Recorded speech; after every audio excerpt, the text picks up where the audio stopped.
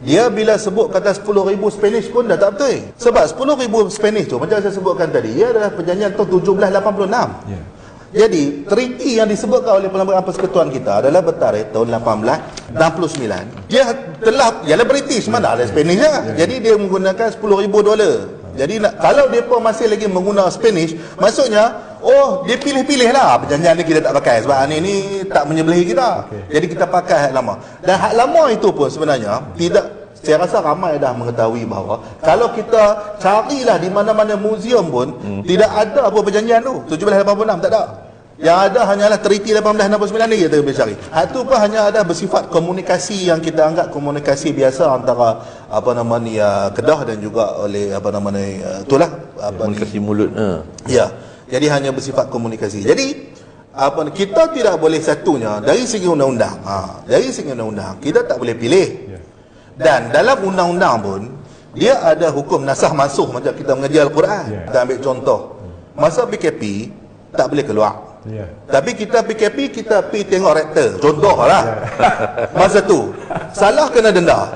Orang marah tak? Orang marah. Sebab apa? Masa PKP tak boleh keluar, tapi kita pergi buat test drive rektor. Contoh.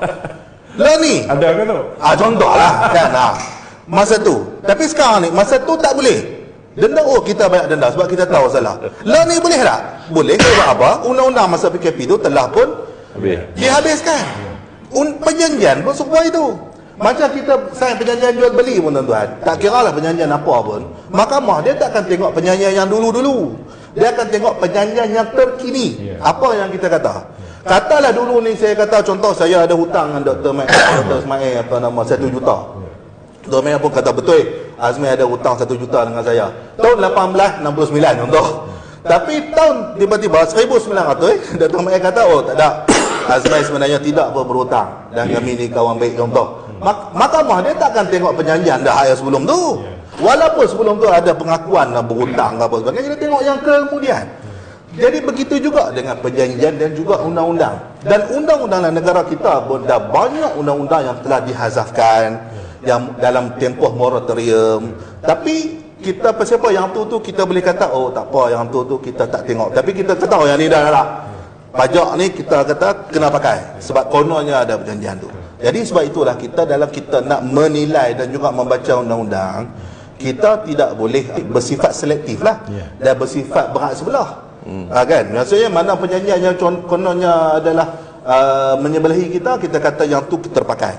Jadi bagi saya itu adalah sifat yang tidak amanah.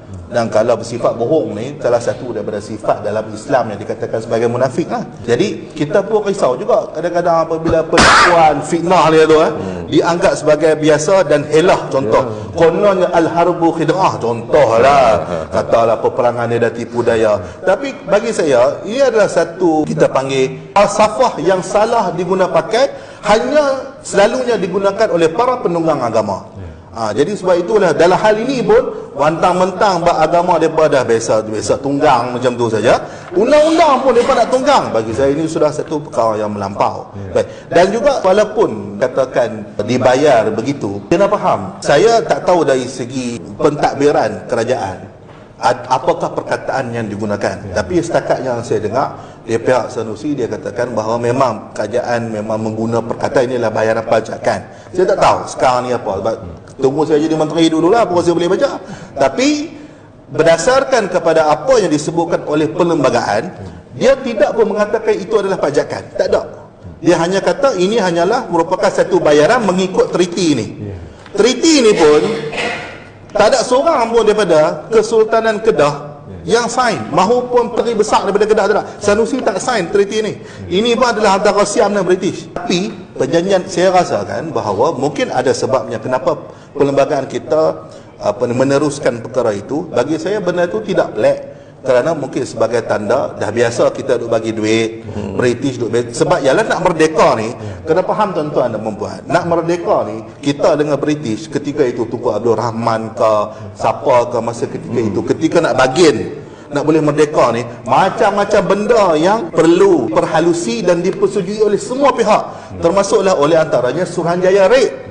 Suruhanjaya Rate itu mana ada orang Melayu dalam tu. Tapi disebab kita nak merdeka, jadi mungkin ada perkara yang mungkin di pihak orang yang terlibat dalam mengubah perlembagaan ini, dia nak ada give and take. Antara give and take kita ketika mengubah perlembagaan ini ialah apa? Antaranya tak boleh petikai tentang kedaulatan ataupun dari segi hak istimewa orang Melayu, bahasa Melayu, kesultanan. Jadi mungkin sebagai ganti kepada semua-semua tu, maka antaranya berhenti kata kita dah biasa bayarlah 10,000 dekat Kedah.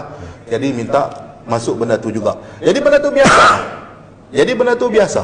Jadi dalam keadaan kerajaan persekutuan pun dah naikkan sampai berapa? 10 juta, 20 juta. 10 juta pada tahun 2018 ke apa? 2018. Bagi saya itu sebenarnya adalah satu ex gratia lah.